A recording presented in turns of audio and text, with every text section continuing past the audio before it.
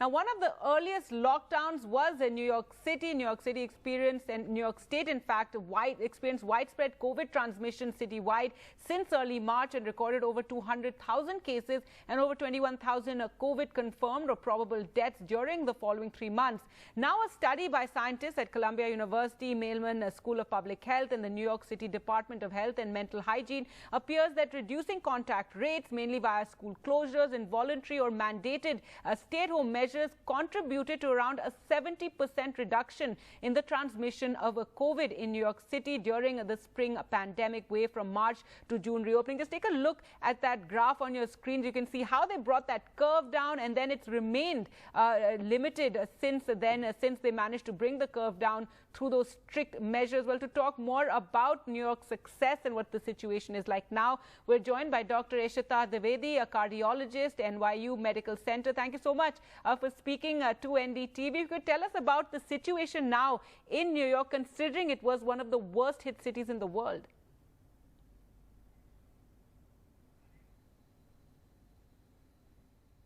Yes, definitely. I think New York was one of the first epicenters outside of Italy and China that was very, very majorly affected. And I think we, were very quick to respond with the lockdown. And I think that the measures taken by the government at the state and the city level have proven to be very effective, which include obviously a statewide lockdown, but also enforcing masks for the public, enforcing social distancing. Indoor spaces have mostly been limited to only essential businesses. So there's essentially no indoor dining, which actually they're going to roll out at the end of September as the phased opening continues. And, the schools and universities are slowly going to start to open as well as the phased reopening begins. And I think that all has played a major part in keeping the infections under control and also making sure that the resurgence is limited. Obviously, as, we start to reopen, there is concern that there may be a resurgence of infections, but I think we remain cautiously optimistic, and we'll have to see how things go once schools and universities open up as well. So the lockdown really, of course, helped New York City, as can be seen by that study that's still to be released, of course. But the lockdown helped control the spread of coronavirus, and a lot of restrictions, as you said, still in place, like indoor dining is still banned.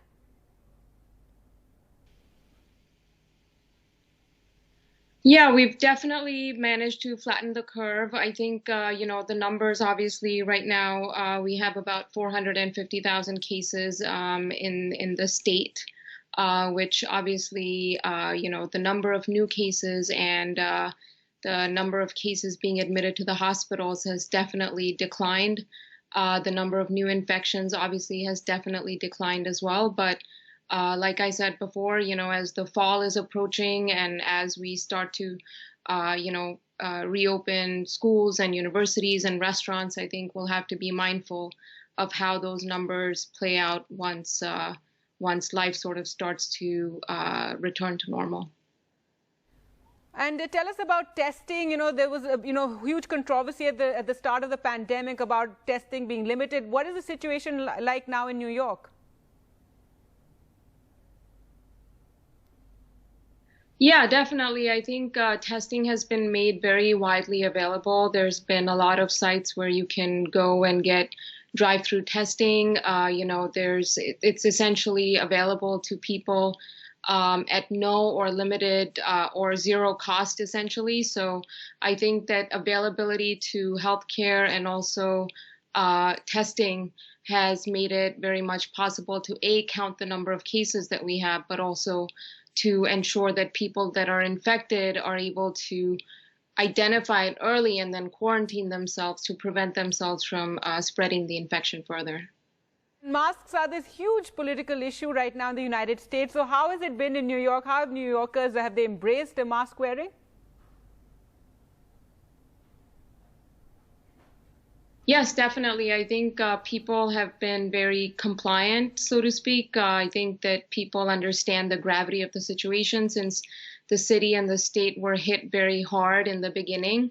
I think we all saw how all the frontline workers at the hospitals, as well as the fire department and the EMS, the services were struggling to keep up with the infections, and I think that really brought sort of a reality check to everybody living here. And I think everybody's been playing their part, an essential part at a community level to contain the spread by not only socially distancing and following the rules, but also wearing masks and making sure that, we're not sort of putting each other at risk for the infection. All right. Thank you so much, Dr. Ishita Dwivedi, for speaking to us here at NDTV.